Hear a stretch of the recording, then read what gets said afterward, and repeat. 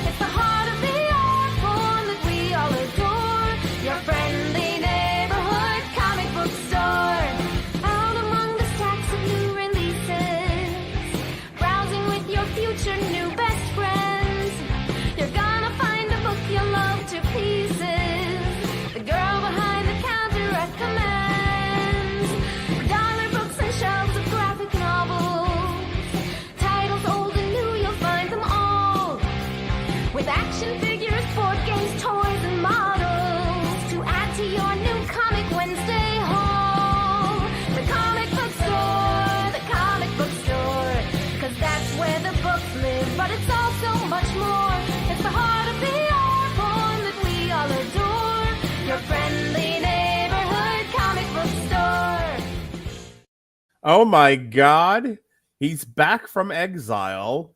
The space rays have gone out into the universe and have shattered the 12-inch record that he was trapped in as he was floating through space that some may have called the negative zone. Phantom zone. Fuck off, the nerd. Ladies and gentlemen, back from exile, the social exile of 2022. Ladies and gentlemen, he walks with Jesus, some language, Evan Bevins. How do you do, sir? I'm doing good, Mark. How are you?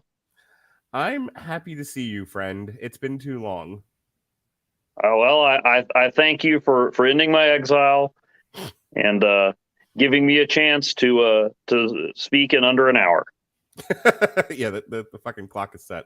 And I am so excited to talk about NFL Super Pro. That's what we're here for, right? That's right. We're gonna do page by page analysis. This is yes. This is Comic Strip, a show that I invented for Alexis Hayner, then promptly threw her off of. This is where we. Sorry, Alexis. We look. Don't be sorry. There's a reason why she's always in the basement with Jason Teasley. So. This is the show where we haven't done this in a while. The last time we did this was Term Life, and it was for the Superblog team up. We look at a book, and we read that book, and then we compare it to the movie or television show that it was adapted into, and then we compare and contrast them. Here we are, Comic Stripped. And I am your host, the mandated reporter, and frankly, I'm mortified, Mr. Mark Radulich. But enough about me. Let's talk about you. We're talking I Kill Giants tonight, Evan Bevins of the Screaming Boy podcast. I Kill Giants is an American comic book limited series published by Image Comics. We seem to be doing a lot of Image stuff, you and I. Beginning in at least once a year.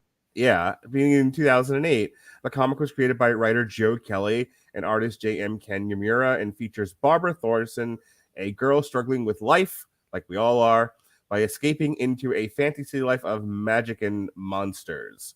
She sounds like we all do. So why don't you tell me a little bit about this Joe Kelly fella? Well, Joe Kelly was born. No, I'm not going back that far. Joe Kelly this is why I drink, everybody. Joe Kelly has been a well-known comic writer for, over 20 years now. I think I first got to know him when he and Steve Siegel were writing the X-Men books for Marvel. There was Uncanny X-Men and then Adjectiveless X-Men. And that was back when everybody wanted... I remember reading the Adjectiveless X-Men. Yes. the utterly undescribable X-Men. There you go. That does sound better than adjectiveless. Yeah. But yeah, that was back in the days when X-Men was the top of the mountain and no one gave a crap about Iron Man. That was except my friend Todd. That was when the X-Men were taking a page from the Cub Scouts, right? Where there was the blue and gold team and they had a dinner together. Well, the blue and gold team didn't last as long as we all seem to think it did. But yeah, when they initially split the books, the gold team was in Uncanny, and the team everybody liked was in Indescribable X-Men. Got it. Right. That's what I thought. There was like one that was led by Cyclops, and then another one that was led by Storm. Was it? Yeah, Storm and Colossus and Iceman and Angel. Right. You know, all the people that everybody likes to have standing off to the side of the X-Men. I remember back in the day where it was X-Men and it was like all like the new X-Men, but then there was you're dealing with the X Factor, and it was the old X-Men. It was Cyclops, Jean Grey, Beast, Iceman, and Angel, who then became Archangel. That was the original. And Jean Grey originally was supposed to stay dead, and Dazzler was supposed to be on that team. Would have been a better book if it had, because everything is made better with Dazzler. You're not going to get an argument from me, but I'm going to try to steer us back onto the Joe Kelly train now. Okay. Watch out for these tangents, Mark. I thought we were going to just talk X-Men for the next 50 minutes. Yeah, I mean, we could do that, but you probably want to know what else people know Joe Kelly from, and you might not know the name Joe Kelly, although he is responsible, in my mind, for making Deadpool what he is today. So he's comic book's greatest monster? Nah, well, for setting Deadpool on the path to popularity, he was the guy who did the goofier, wackier Deadpool and a distinctly PG-13 Deadpool, which I like to point out to people who say the only way you can do Deadpool is hard R. There was innuendo, there was violence, but it wasn't just over the top. I thought Brian Posner is what made him popular. No, that was him and Dugan. They picked it up for a while, but Joe Kelly made Deadpool what he is today. Okay, he's the one that kind of set him on the semi-heroic path and did the really ridiculous stuff. Had him cross paths with Dr. Bong. You remember Dr. Bong? Oh, I know Dr. Bong. But probably the stuff that most people know Joe Kelly for, they might know more for his company, Man of Action. Mm-hmm. And he formed that with Steve Siegel that I mentioned earlier, who signed my copy of Alpha Flight Volume 2, Number 1. There you go, Chris Bailey. And so he formed that with Steve Siegel, Duncan Rouleau, and Joe Casey. And they created a property called Ben 10. You might have heard of. I have heard of kids who like Ben 10. Yeah, I am simultaneously. Yeah, I was a little too old for that, and my kids didn't get into it, so I know of Ben 10. Mm-hmm. And then they also, I think it was Siegel created, but a Man of Action property, Big Hero 6. Oh, I know that one. Yeah, which was originally a Marvel comic where Baymax was a robot, but instead of a cuddly medical droid, he was a lizard. Yep. But so yeah, that's some of the stuff they've done, and then of course they got I Kill Giants, which was I don't know, that was after Kelly had kind of hadn't been with Marvel for a while. He also had a run on DC. He wrote it was the I looked this up too, and but since we're live, I can fumble around like an idiot with it. Very famous Superman story where they took on Manchester Black and the Elite. It was the idea of, is Superman too nice for the modern day? Oh, is it the Whatever Happened to the Man of Tomorrow? No, that was the Alan Moore one. The Death of Superman. No, it was What's So Funny About Truth, Justice, and the American Way. That would have, honestly, my first guess I knew was wrong, but that's what I was thinking of. Yeah, it was this grim and gritty team of heroes called the Elite, and the idea that they were hip and cool and modern, and no one says hip, but they were the heroes for today, and Superman was too old fashioned. Right. So, but I Kill Giants was the one that I remember. Like I felt like I hadn't heard of from Kelly for a while, and then that came out and got a lot of positive reviews. So I read it a while back, and then I knew they made it into a movie. I didn't realize Kelly wrote the screenplay for it, which was pretty cool. I'll tell you, without getting too far ahead of ourselves, this has got to be one of the most like straightforward, almost page for page adaptations I've seen of a movie. Like, one of the comments that we make about movie adaptations is, oh, they don't really follow the source material all that well, and we forgive it because creative licensing, the stuff doesn't always translate from the screen, from the page to the screen. You've only got so much time on the screen, is where you have an infinite amount of time. I mean, we've looked at things like Twilight, Lord of the Rings, and Harry Potter, and as my father often jokes about the Harry Potter books, it's kind of, the movies are kind of the best of the book. Very so much of the book gets left on the cutting room floor. And one of the great strengths, I think, of I Kill Giants, the movie, is how much of the book it actually did incorporate into the story. I mean, it is almost page for page, from page to screen. It's pretty impressive, and so I'm not surprised he wrote the screenplay. Yeah, except for the fairies. So let's talk about I Kill Giants first. It's, I was going to make the joke that, here we are doing another book that no one's heard of, but people have heard of it because the goddamn thing won awards. I Kill Giants won the best indie book of 2008 by IGN, as well as making it onto the list of 10 best comics of 2009 compiled by the New York Magazine's Dan Coyce. It was also a 2010 top 10 great graphic novel for teens by the Young Adult Library Services Association, that vaunted group. It won the Gold Award at the 5th International Manga Award in 2012, and it was voted the second best foreign comic book published in Japan in the Gaiman Award. What do you know about the creation of this book? What was Joe Kelly on about? I honestly don't know. I have the book right here. I read the bio. I forgot to go back through the foreword was Chris Columbus. Was the noted filmmaker Chris Columbus, I think, who produced the movie. But no, I'm sure I read at some point, but I don't know a lot of the backstory. What's funny about that is Chris is when I was looking for a tagline when I was writing the page for the blog tonight, I always pull a tagline off of IMDb for the movie, and I couldn't find one. But the poster itself actually says "From the producers of Harry Potter." Yeah, which always cracks me up whenever they have to go to who produced. No one gives a shit who produced it. Yeah.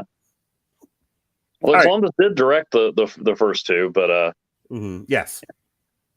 So now they do here on the Blu-ray cover, which I had just bought this right before or right after you said, "Hey, we ought to do a comic strip on this." Okay. Dollar Tree, baby. But yeah, it does have the "We're stronger than we think" tagline on it. Ah, gotcha. See, I could have gone with that. All right, so the synopsis for the book goes like this. According to Kelly, it's a story about a girl who's a bit of an outsider. She's funny, but totally in her geek land. She's obsessed with Dungeons and Dragons. She doesn't have a lot of friends. She's a bit of a social misfit. She's taken her fantasy life a little far, and she really only talks about giants to people. She's convinced that giants are real and giants are coming, and it's her responsibility to stop them when they show up. The weird little fantasy life that she's going on has started seeping into her real life, and as we see things from her point of view, we see that she sees pixies, and she sees signs in the clouds and other things that might be telling her that bad things might be coming. So essentially what happens in the story in the book, as is in the movie, is she thinks giants are coming. She thinks she has a magical hammer that fires electricity at people, and she has essentially got a mom that is dying of cancer living in the house, and she is struggling with the impending death of her mother, and so she's instead created this fantasy world that she's living in, and she's reacting to that fantasy world. It's hard to say whether or not she's having active delusions or not, but she is definitely traumatized and processing that trauma in this way, and she's really sardonic about it, and she's giving everyone around her a hard time. And when push comes to shove and she nearly drowns as she's acting out her fantasy of killing the final giant, she has this moment, and it's a really bizarre and interesting thing that happens. The giant she's talking to says, "I'm not here for your mother. I'm here for you. And what really is happening is that a storm has hit the coast of Long Island where she lives, and she's drowning. And she has this sort of moment of clarity that she must be brave and go be with her mother, who's in her sickbed on the top floor of the house, and just accept what is happening, process through it with the mother instead of without, and then, instead of engaging in this fantasy.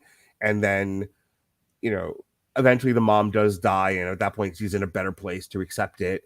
And that's about where the story ends. And there's like some subplots of like with a bully that's in there and all this other stuff, but that's essentially the book. And the movie's about the same thing, but we'll talk about the movie in a second. What did you think of the book? Oh, I thought it was fantastic. Now that was taken as a whole. As I was rereading it, I thought, I don't know if this would have held my interest monthly, which would have been a mistake. But that the first couple issues, I mean, he really builds it at its own pace. Like, he doesn't force anything in too soon. I mean, I think issue 6 is just one big fight scene with the giant. Right. So it's kind of a slow burn. I mean, personally, I think it's a little better to read all together. I don't know. 100% agree with you. I don't know if it would have held my attention, and that's not necessarily a fault of the book. That could be me. I don't know if it would have held my attention, like if I was getting it over 7 months, but it would have been my loss. If I'd bought the first 2 issues and gone, I don't know, and then gone back and read it, I would have wished I'd gotten them all. Yeah, no, I have the trade right here. I'm fucking with my camera here. I got the trade. There we go. I'm gonna hold it like that. I have the trade that I got for Christmas, and it's actually it's kind of like a wide thing. It's not traditional comic book size. It's a little bit more magazine like and wider in its binding. This is Man of Action Entertainment, which is Image Comics. What is Man of Action Entertainment? Do you have any idea?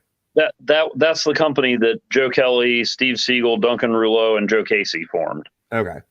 And yeah, I in the research I saw that it was 6 individual issues, but this definitely works better as just a graphic novel. Like, there's no way I can see this working as individual issues. It's much more cohesive. It's a much more cohesive literary experience reading the whole thing at once than having to break it up over parts. I don't think there's enough story for parts, but taken together, I do think it's interesting. And this is really my bag, because the central tension of the book is she fantasizing or is this real? Because the big reveal with the mom that comes at the very end. And yeah, they even black out the word when someone says, we need to talk about your mother. They even black that out. I was trying to think back to when I first read it, because I mean, it's still a wonderful read when you know what's going to happen and you can look at it from that angle. But I was trying to think back to what I was thinking as I was reading it the first time and wondering what was going on, because even knowing what's going on, there's this real contrast when she says, when she's talking. I mean, she almost sounds like a classic action movie hero.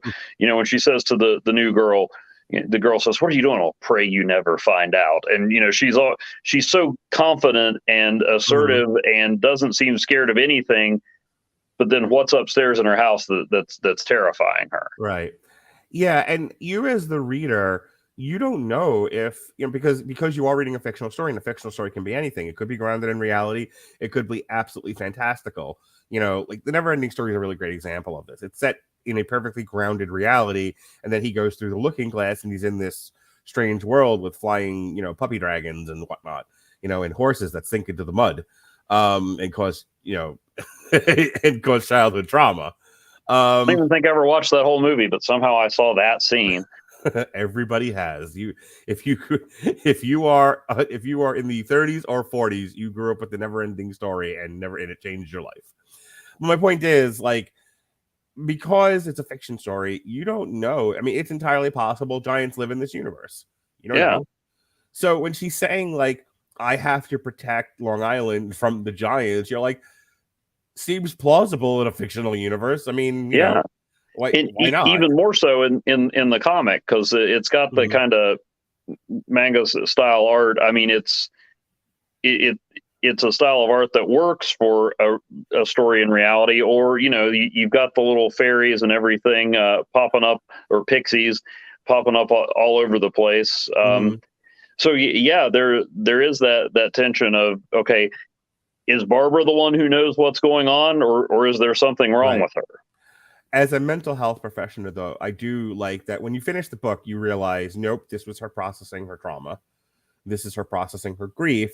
This is her actively avoiding dealing with the impending death of her mother. This is her struggling with that impending loss and not wanting to deal with it. And so instead she creates, this fantasy out of whole cloth.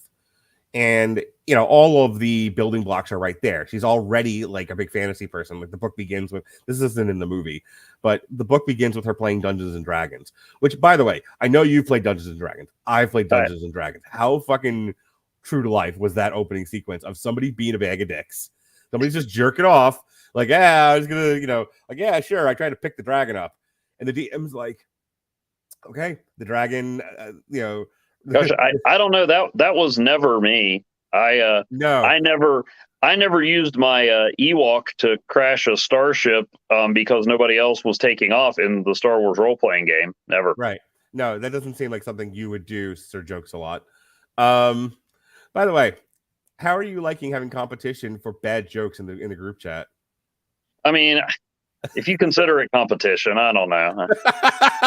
Evan's like, whatever. He can't fucking touch me. God, between the two of you, I'm a tumor. Anyway, enough inside chat talk. So yeah, but I love that. I love a book that has multi layers to it. You and I did a fair amount of comic source materials during Jesse's Exodus. And certainly over the years when Jesse was actively doing the show and I was there, you came on a bunch of times. And I think I spoke a fair number of times, whether you were on the show or not, about how I just get bored with a lot of traditional superhero stuff. Like I need more. I need more than the universe is collapsing and splitting and Superboy is punching a universe. I also need more than, robbing a bank. Like there needs to be more to these things. And, there was a lot to I Kill Giants, more than I had suspected, because initially it was when I was looking for content, I went through an entire list of adapted comics to movies, and this was just on the list, and the movie was easy to find, and the book was easy to find. So I'm like, okay, good enough reason for me to do this. But having read it, I was like, oh, this is exactly like I didn't know what this was. It just was a comic book that was adapted to a movie, good enough to be on the list before I was social. And then I've read it and I'm like, I'm really glad I kind of fell ass backwards into this book, because this is the kind of stuff I enjoy reading. I like a story that is essentially about a girl that, in the absence of good coping skills, whether due to maturity or other mental health issues going on or whatever, has invented fantasy and is now adversely reacting to that fantasy. Because the other thing about Barbara is, while she's a character that I think you cheer for and you want to see succeed, she's also kind of a bag of dicks. All the credit in the world to Joe Kelly for creating a shitty character that you still want to see not be shitty anymore. Like, you're rooting for her to get past the shittiness and succeed and find joy and love. But it's a rough ride to get there, and that's kind of the best protagonist. It's, whether people realize this or not, because we live in a society now where people want their protagonist to be at the end of their journey at the beginning. This one is one where, if you can be patient and accept the fact that she's shitty at the start and she's less shitty when it's over, takes you for a very nice ride. Yeah, and I like the use of fantasy. I got to thinking about this, even though it's something she's making up as she's going along. It has all these rules. I think about the. Did you ever get into the Marvel trading cards in your youth? No, I played the Marvel role-playing game though. My dad was our dungeon master. Nice. Yeah. But well, with the role playing game or the cards where they had stats, I actually used the cards to translate characters I didn't have stats for into the game. But they had these numerical things, and even though I always say in comics somebody's powers are whatever the writer needs them to be, but when you have these games or these stats, that it's all regimented. It all works a certain way. You bring out green kryptonite, Superman gets weak. If you have this sword, you roll this many dice, and you can do this much damage to the dragon. I don't think this was a line in the book, but in the movie when she's trying to get her brother to play D&D with her, she says the die never lie, or the dice never lie. Right. Whereas life goes all sorts of ways, even though life does have rules and science and whatnot. We just don't always understand it. Oh no, Evan, my life, especially in the past year, has definitely been full of surprises. Well, sure, but I mean, but in theory, you mean that's why we argue over my who life would win in a fight in comics or anything. Sorry, my life over the past year. All right, roll for initiative. Fucking 1. All right, let me roll again. Roll fucking 1. Like every time I keep dropping my weapon. That's been my 2022. Yeah. These things happen sometimes. But I also liked the use of I went and looked it up. I had forgotten the origin of the name of her hammer, Kovalevsky. Right. I did look it up. That's a real dude who beat the New York Giants 3 times in 5 days, like in 1908, and became known as the Giant Killer. Right. Which is significance because it was a shared memory and a shared activity with her mother. Therefore, that's why it's a big deal. Which tugged my heartstrings just a little bit more because I just got done watching the Super Bowl with my 7-year-old who loves watching football with me, and so we had a blast with that. And then I'm like, oh, and then this girl who's losing her mother and baseball and feelings, and where's the Hulk punching something? No, that is not at all dismissive of this. This is an excellent use of the comic book medium to tell, or at least at the start, 2 different stories, and you're trying to figure out which one's real. I wish I knew what inspired this. That's why I was asking in the beginning. And like, okay, neither one of us did a great job of doing, it's not in the wiki, so they were the extent of my research. I read the book, I watched the movie. Hang on. See, right. There's a behind the scenes things from Joe Kelly. All right, let's read through this. Writing is different for every person who's ever put pen to paper. For some, it's brutish, painful, bloody act of labor. For others, a methodical archaeological expedition where bits of the whole are dusted off day by day until a civilization is revealed. After a dozen years doing this professionally, I still don't know what my method is. Moving on. Based on his dad's struggle with diabetes. There we go. Thank you. And the year Giants finally saw print, 2008, was the year he succumbed to that same disease. The last issue of I Kill Giants will hit the shelves almost exactly 1 year after his death. So this is Joe Kelly processing the loss of his father with this story, or the impending loss. His dad's struggle with that disease and knowing that eventually it wasn't going to end well. We really should do next American Splendor, and I don't know if there's a trade that captures or how long American Splendor was. I may have just said, hey, let's do something completely untenable. But I only say it because I remember I never read the book American Splendor, but I've watched the movie, and one of the things that made because I also went through 2 bouts of cancer.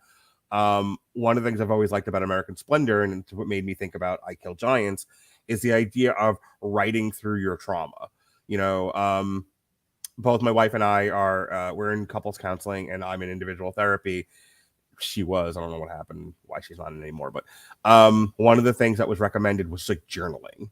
The very act of journaling, stream of consciousness writing, just brain dumps as she calls it, working through your traumas, working through your dysfunctions through writing.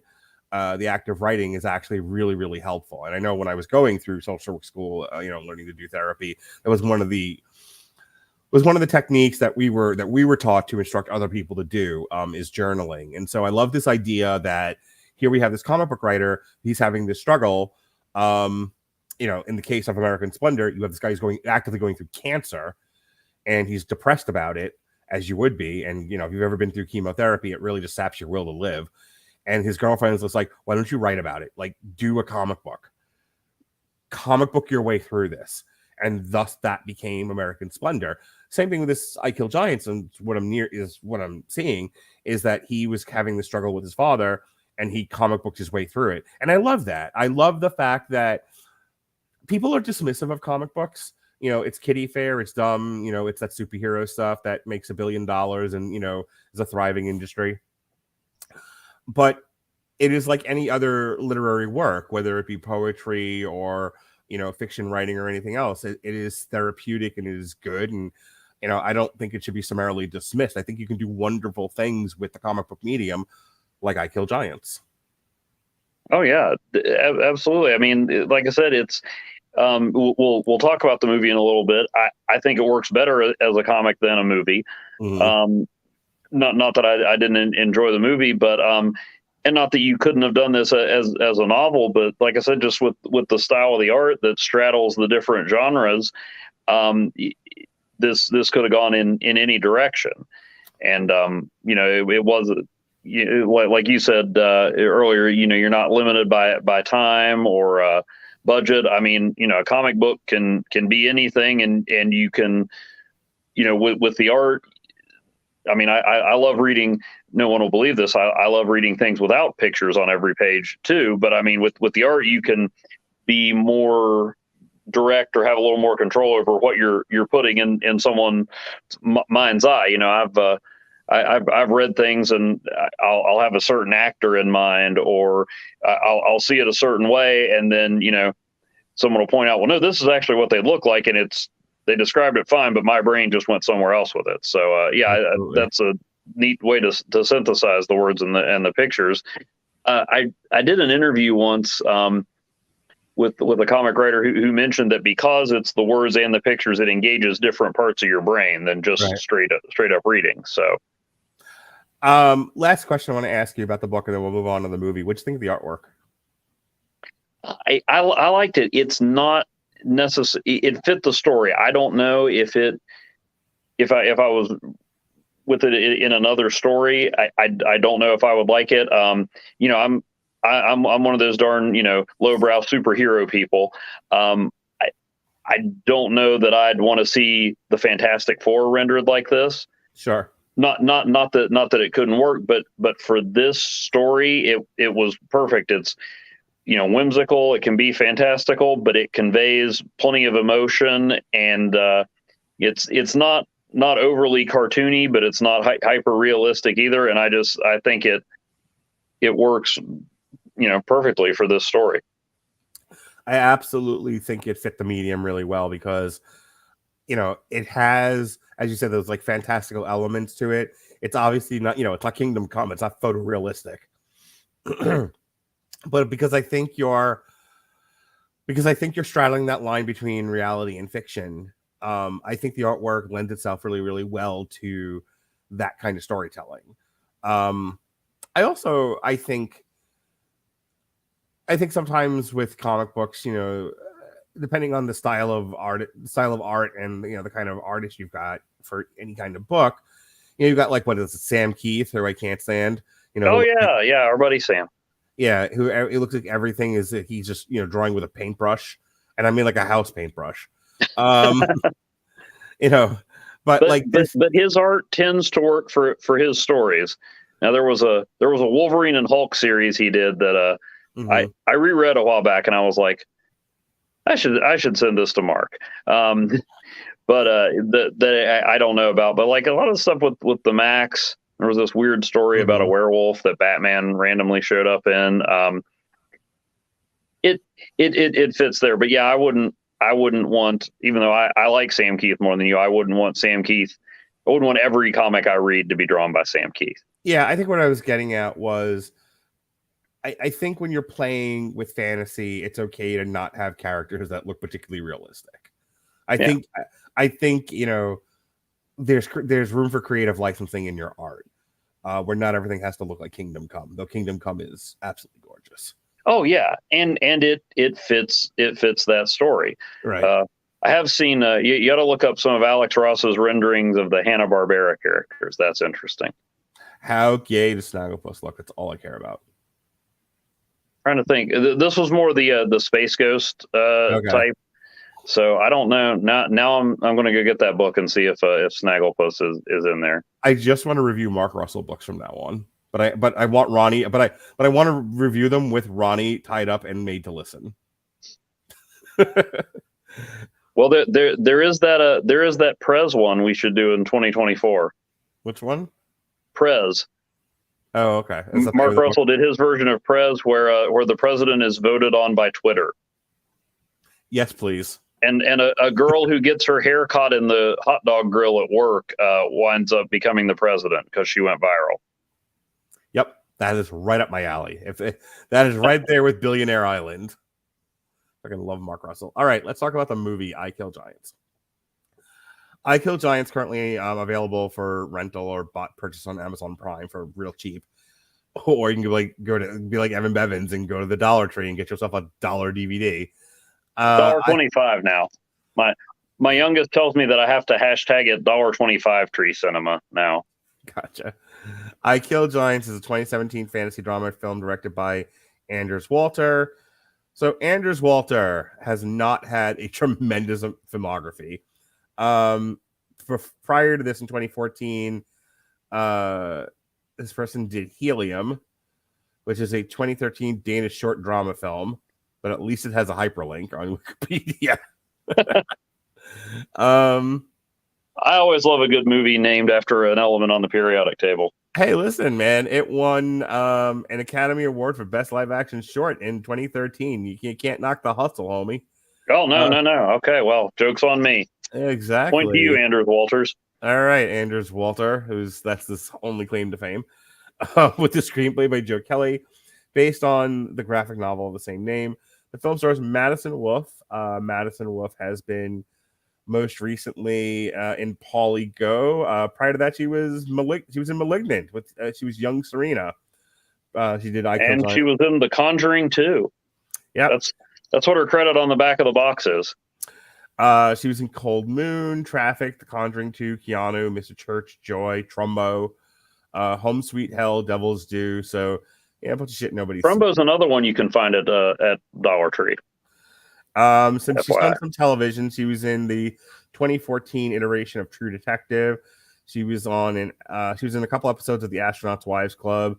She's in an episode of Scream, Zoo, and Mayfair Witches.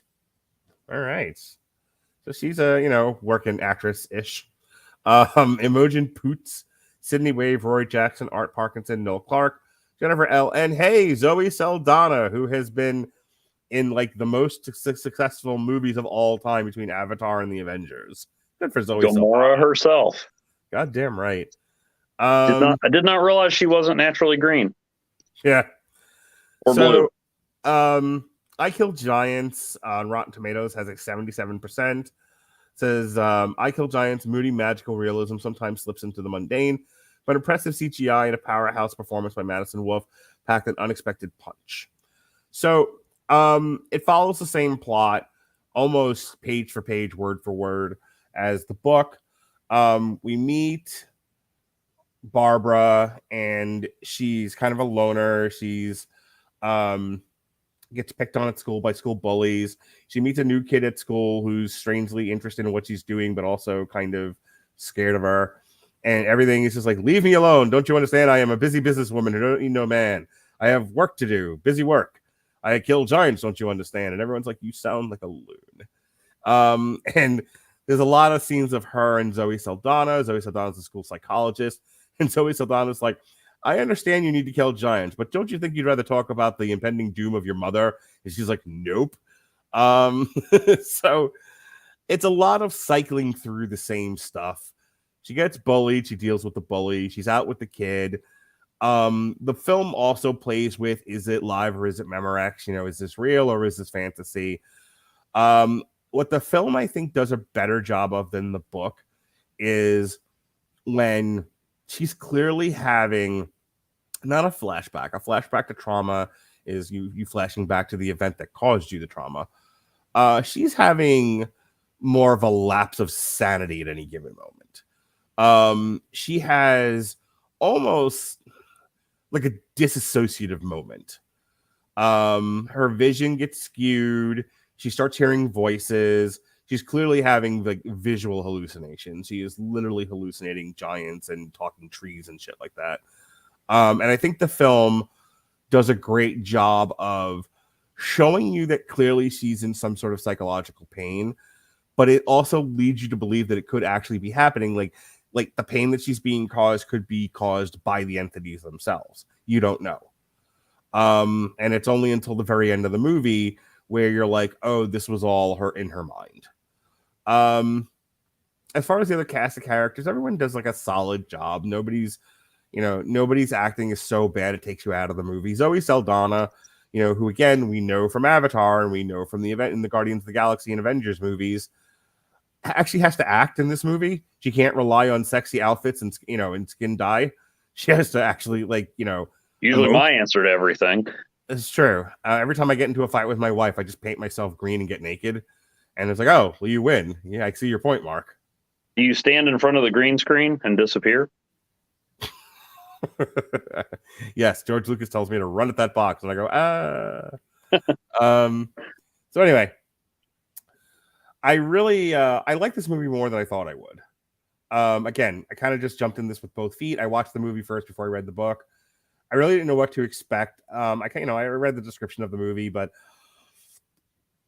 I didn't do too much research beforehand, and I was like, oh, it'll be what it'll be, and I like talking to Evan, so I don't really care if it's good, bad, or indifferent. I was a little frightened that it was an XYZ production. They are it's an American company that tends to make movies for like foreign audiences. And like XYZ was responsible for the Anna Kendrick film that we did in 2021, I think it was, Stowaway.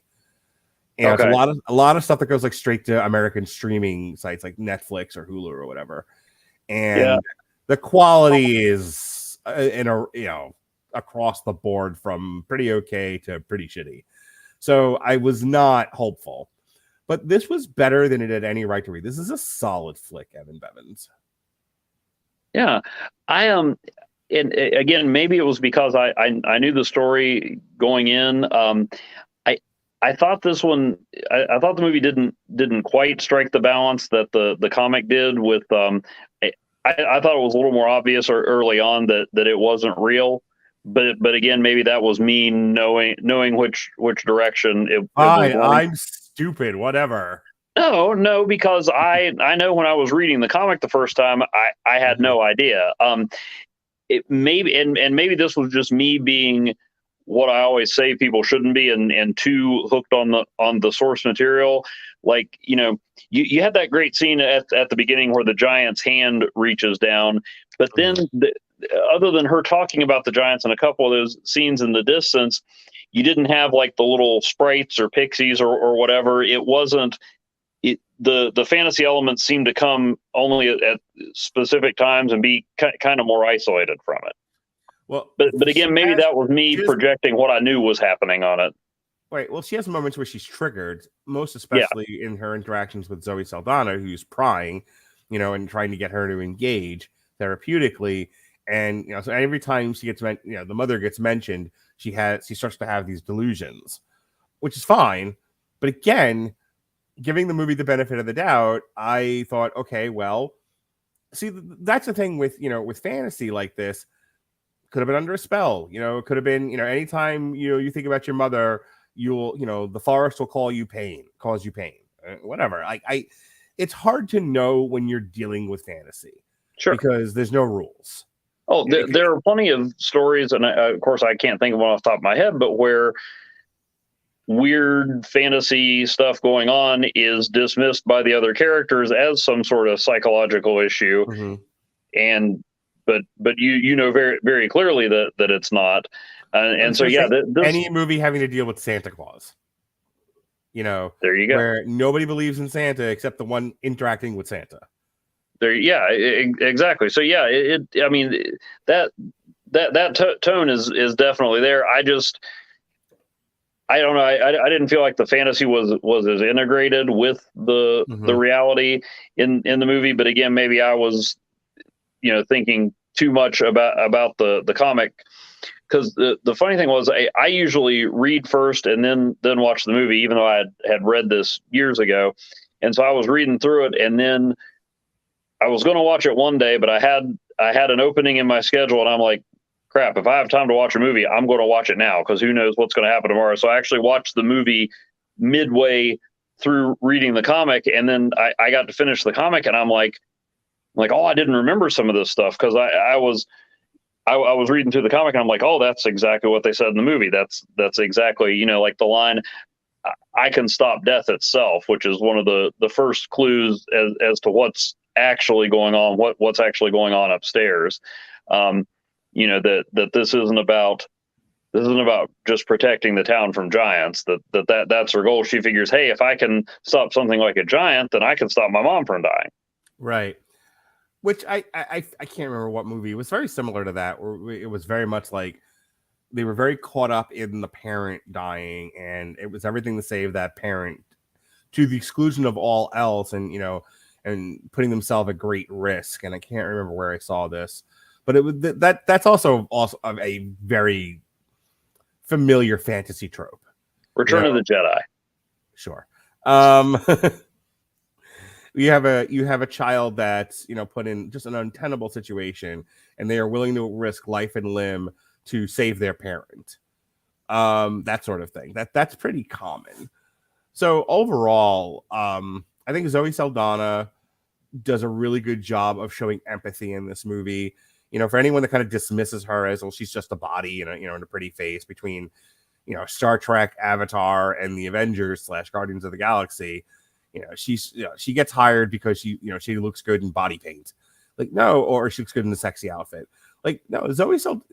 This is my big gripe with a lot of modern actors, is that they get these high-paying IP roles, Marvel, DC, Fast and the Furious, Star Trek, whatever, Star Wars, and they're not asked to do much.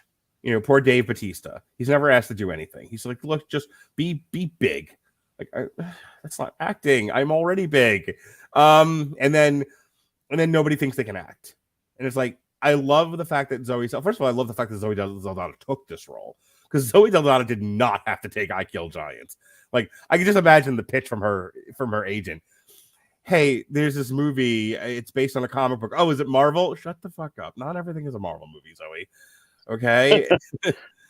Have you heard of Joe Kelly? Like, we have this movie. It's adapted from a comic book. It was a popular comic in its time. It's called I Kill Giants. And she's like, okay, well, who am I? Am I the hero of this thing? Do I kill the giants? No, Zoe.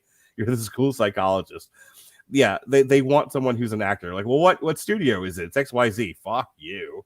I'm not doing that. Like, I only work for Disney. Like, you'll be fine. She didn't have to take this, and she did. And I think roles like this, where I don't think it was a stretch for her, but it definitely got to work different acting muscles than she's normally asked of her. The kid's good.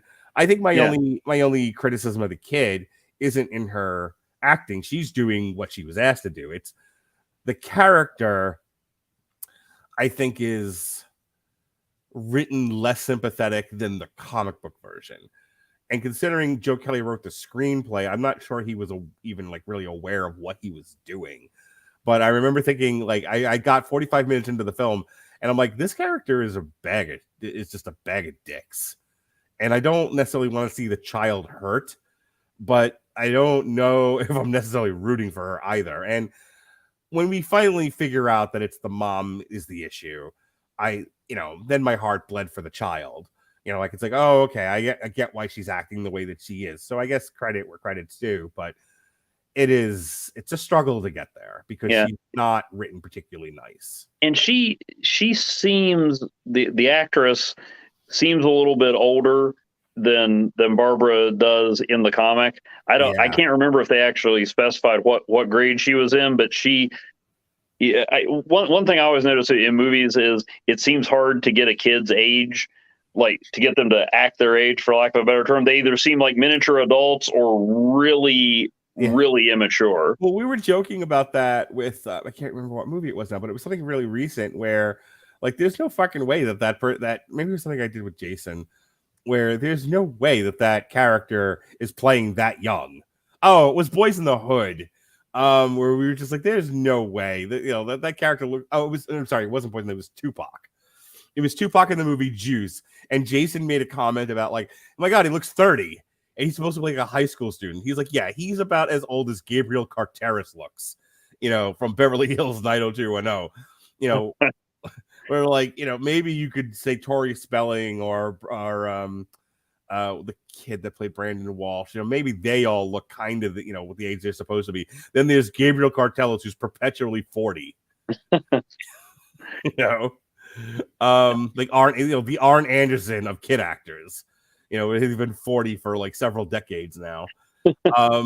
Yeah, that I get it. Like I think she's like ninth grade at best because like the bully, they got a kid that looked about 14 years old, 14, 15.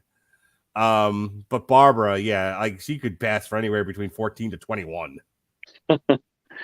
Yeah, she felt a little bit older. And now the acting that stood out to me, I was trying to figure out if I'd seen her in anything else or if I'm just really immature and her name stuck in my mind was Imogen Poots. Is that how you say it? I don't.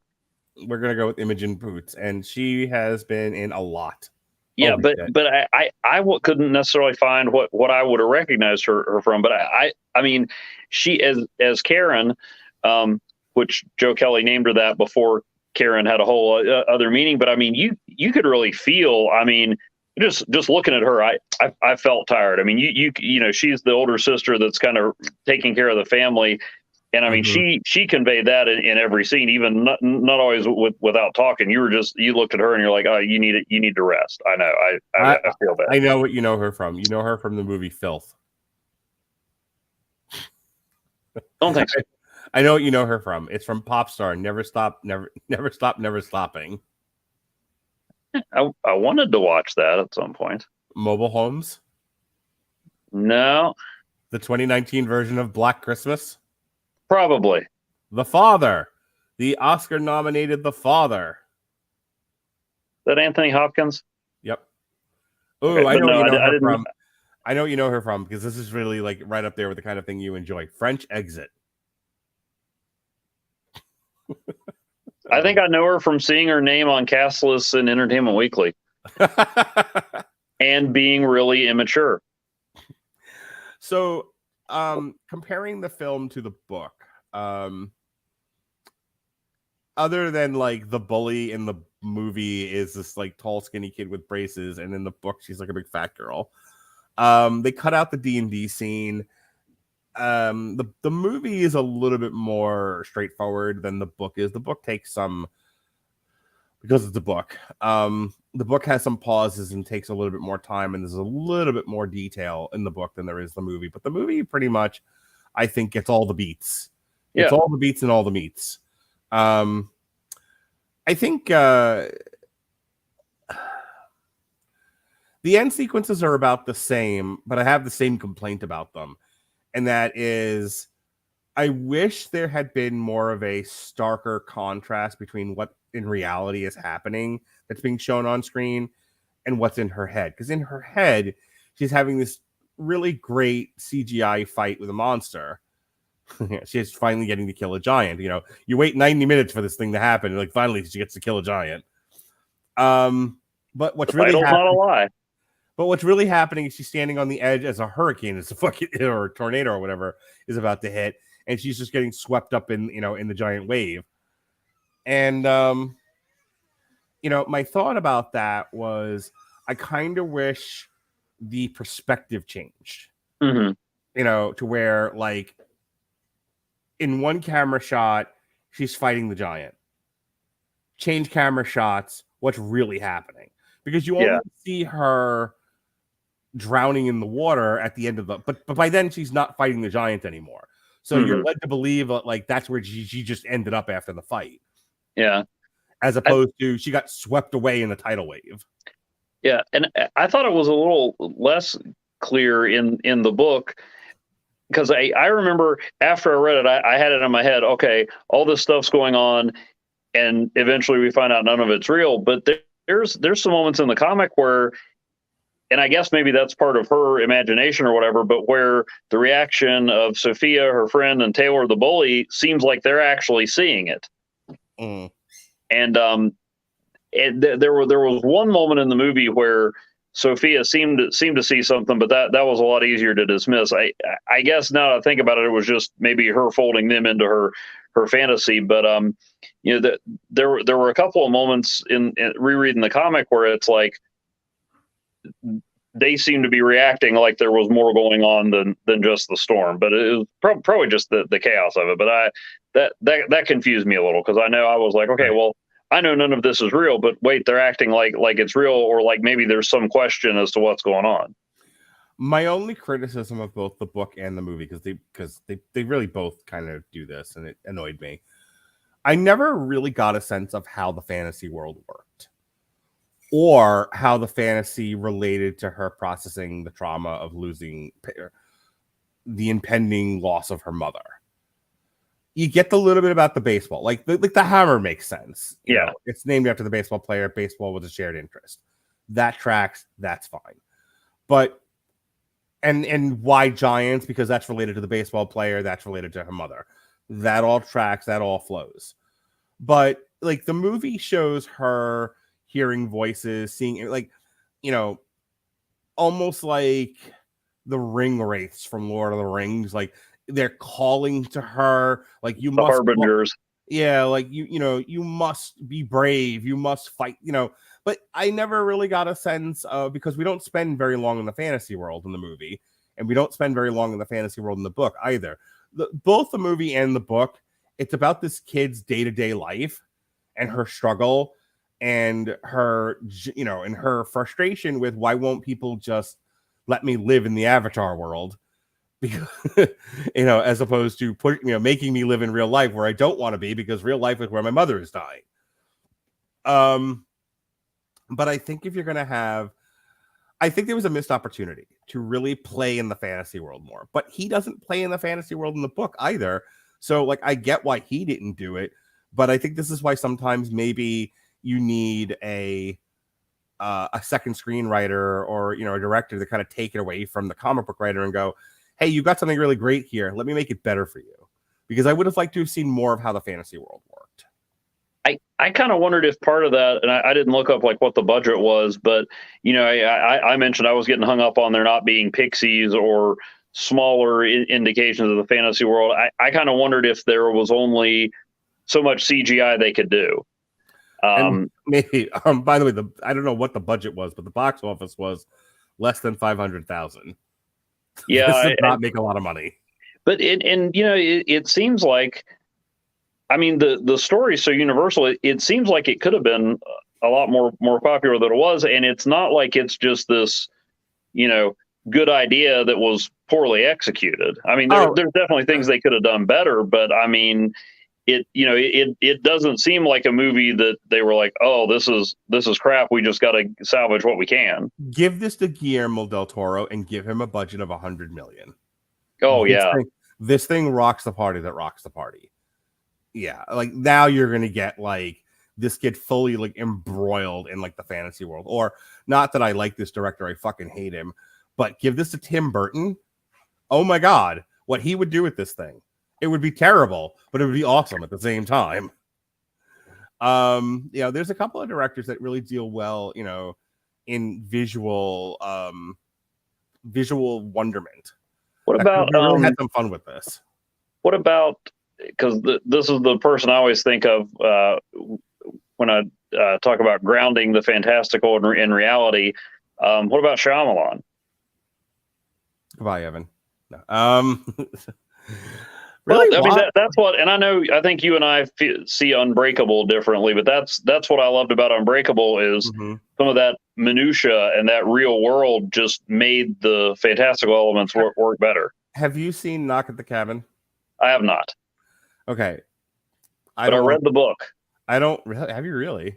Oof. Yeah. Okay. It came up in the chat, and I was curious, and yeah. All right. I'm gonna Judge Radulich will allow you your M. Night Shyamalan suggestion, but only because you haven't seen Knock at the Cabin yet. But we talked at length about how this guy has not had a hit in a while. But yeah, I think I Killed Giants in the Look, if I can still unreasonably defend Michael Bay based on 2 movies, Shyamalan delivered more than 2 for me. So now I want to see Michael Bay do I Killed Giants, but only with half naked women. Like, you know, wait, wasn't that Sucker Punch? That's one we haven't talked about. All right. Anything else about either one of these? No, I enjoyed it. I did like the minor detail, but you know, I mentioned how they blacked out the word mother before they wanted to reveal it, and I thought it was cool how they covered it up with like the sound of thunder in the movie. I thought that was a neat way to take something that you would think could only work in the comic. A tiny detail, but I liked it. So did I. And I'll tell you, the stuff with the mother at the very end of the movie really, you know, for a kind of low budget Amazon rental movie no one's ever fucking heard of, I really enjoyed. I had a good viewing experience with it, and at the end with the stuff with the mom, it made me sad. Like, I was legitimately sad about how the movie was ending, and I felt bad for Barbara about, you know, the loss of her mom. But they wrote the character in such a way, and they wrote the movie in such a way that I was like, okay, well, there's still hope here. This isn't completely like depressing.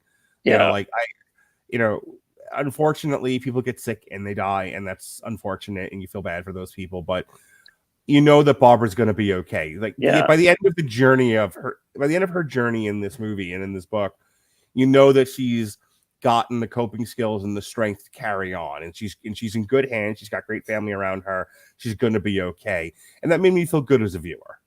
Oh yeah, definitely. I mean, it's something. Yeah, I mean, everybody knows somebody who's gone through a cancer diagnosis or has lost somebody to, you know, to some disease. So it's something you can relate to. Maybe your coping mechanism isn't imagining you kill giants, but I mean, it's all something that everybody can relate to. I binged Game of Thrones the first time I went through chemo.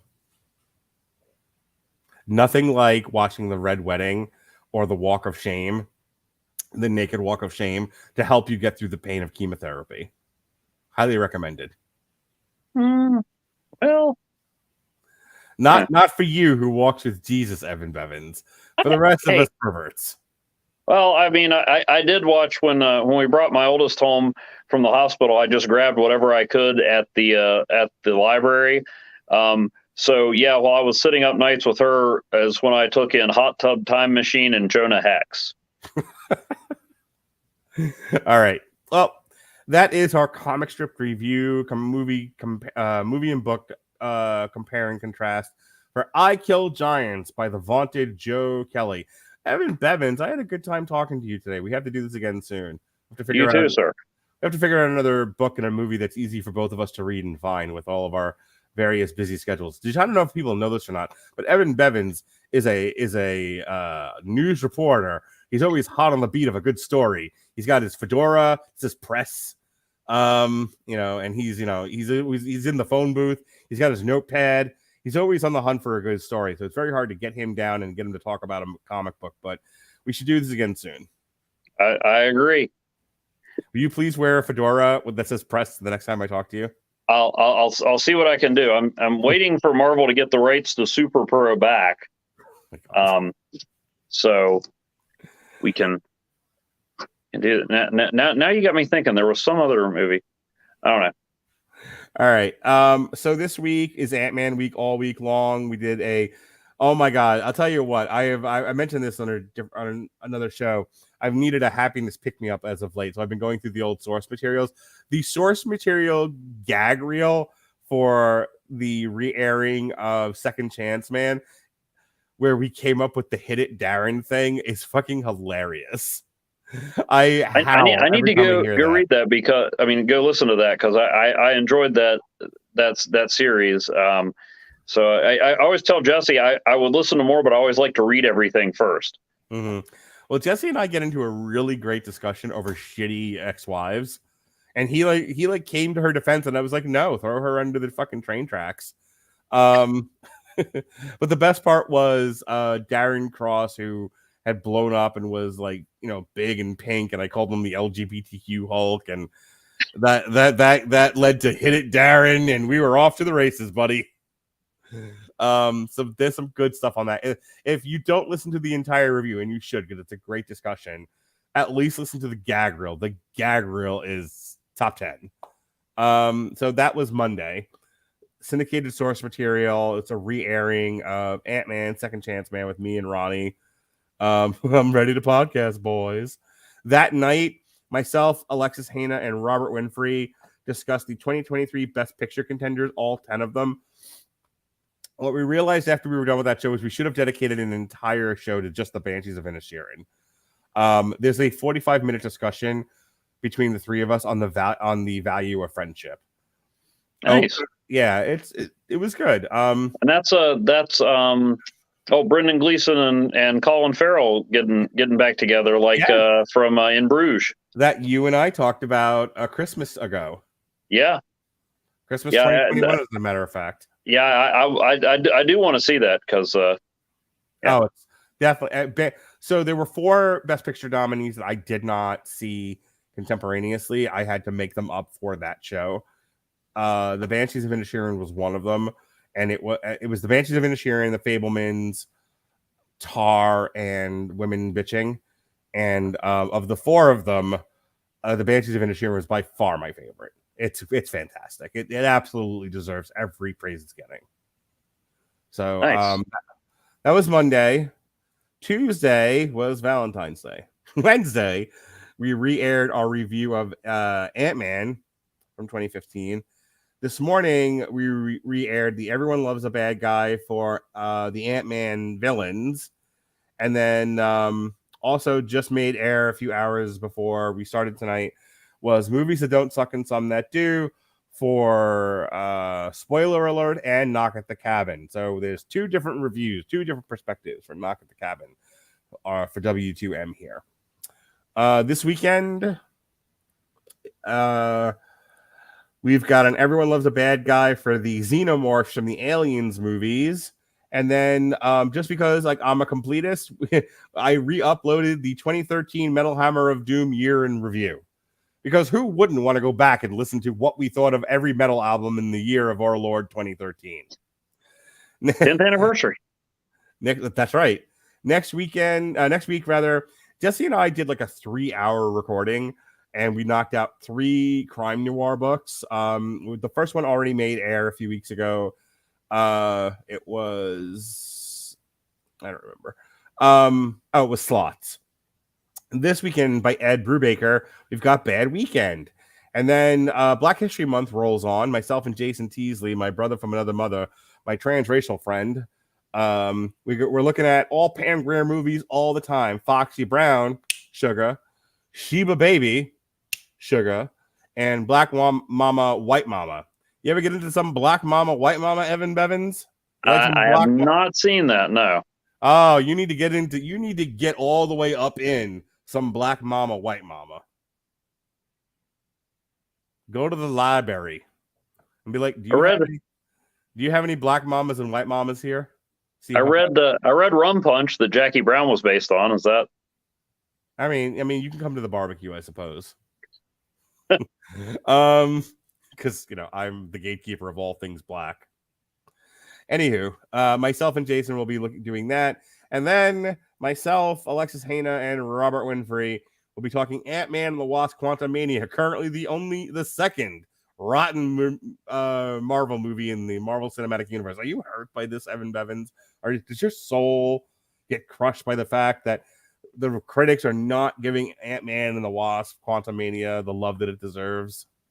I mean, I'll judge for myself. Although I tend to react the other way. I'll probably go in liking it even more. I don't know. Yeah, fuck them critics. Hey, I gave Geely a chance. Okay, you did. They were right. I just felt bad for everybody involved. All right. Well, it's Evan Bevins. He likes them comic books. He don't deal in the serious. I'll tell you what, though, we're continuing our journey from the corner to the deuce this Thursday, a week from tonight. We're going to the Treme. You know where the Treme is, Evan Bevins? Louisiana? Yes. It is a district of New Orleans. The most musically important city in America. I saw the commercials for Treme, although I thought it was called Treme. Of course you did. So anyway, we are looking at the great works of David Simon. Last month was Generation Kill. This month we begin our 3-month look at the series Treme, which is about life after Katrina. In David Simon, that's the guy who's saying you can call me Al, right? Please go away. Bye, Evan. Anyway, so yes, season 1 of Treme, myself and Jesse, we're gonna blow our horns all over the screen. And then that's it. That's all. And then Cocaine Bear. Do you have your tickets yet for Cocaine Bear, Evan Bevins? I don't. Are you taking your daughters to Cocaine Bear? You should. Every good father should take their children of any age to a bear on cocaine movie. I don't really know how to respond to that. It's best you don't. I think we'll watch the 85 Chicago Bears documentary I keep meaning to watch before the Super Bowl. I'm sure those bears were on cocaine too. Not Refrigerator Perry. He was a G.I. Joe. He was a G.I. Joe. He had a football on a stick last time I checked. I remember that. Like, this is an odd fucking weapon. Like, oh, look, they're shooting lasers at me. Let me hit them with my football on a stick. No, but the lasers never hit anybody. This is true. My father mentioned that to me a lot. 1 million rounds of laser ammunition in any given direction, and nobody hits a single thing.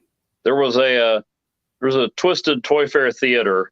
I think that was the forerunner to Robot Chicken, where Spider-Man's house was infested by G.I. Joe and Cobra.